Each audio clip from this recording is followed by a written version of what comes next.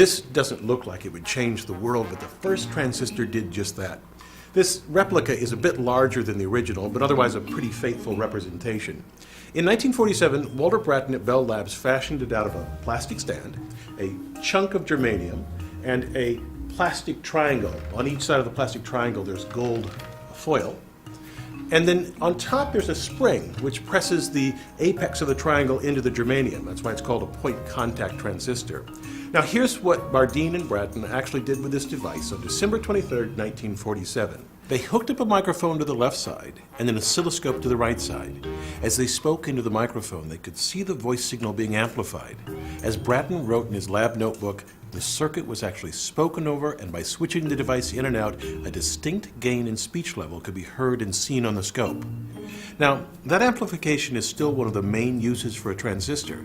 Think of your cell phone. It detects a low-powered signal from a cell tower, and then its circuitry amplifies the signal until you can hear it. But how does this klutzy-looking contraption work its magic? The key lies in this chunk of semiconducting germanium. Recall there are three ways we can classify material in terms of their ability to conduct electricity. Conductors like metals that readily transport electricity with negative charge carriers, insulators which refuse to allow current to flow, and a third class which makes possible the transistor, semiconductors. As the name implies, they conduct better than insulators, but not as well as conductors. But more importantly, unlike metals, semiconductors have two different ways to conduct electricity, effectively negative and positive charge carriers. That property lies at the heart of a transistor. It allows an engineer to make a highly reliable device that allows current to flow in only one direction. We can do this by making a sandwich of the two types of semiconductors.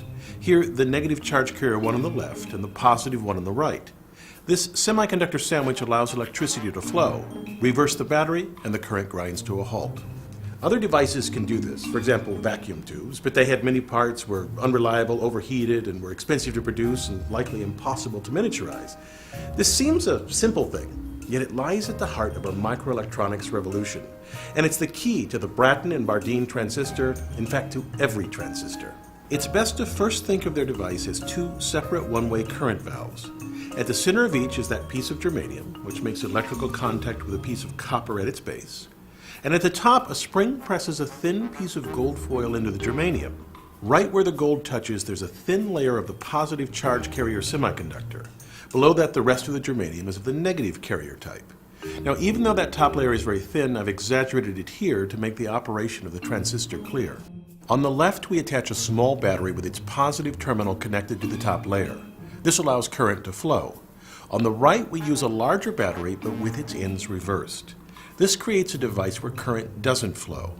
The magic happens when we put the two in contact. The current flows on the left, but because the distance between these gold contacts is less than 0.002 of an inch, the positive charge carriers in the thin layer are injected into or stolen by the right side. So now current flows there.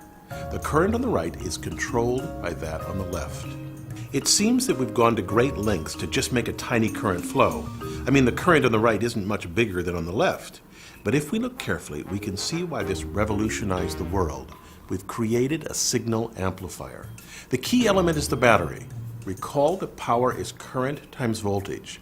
So if we use a small battery on the left and a large one on the right, we have a device that amplifies any fluctuations in the current on the left side.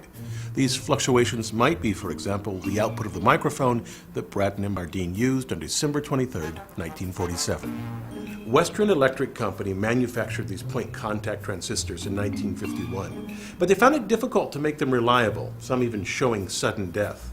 From a manufacturing viewpoint, these transistors have a fatal flaw. They're three-dimensional. As Brattain said, no good physicist likes to work with a complicated case if it can be reduced to one dimension. Within a year, Western Electric, Raytheon, RCA, and General Electric offered the junction transistor, a superb one-dimensional device. I'm Bill Hammack, the Engineer Guy.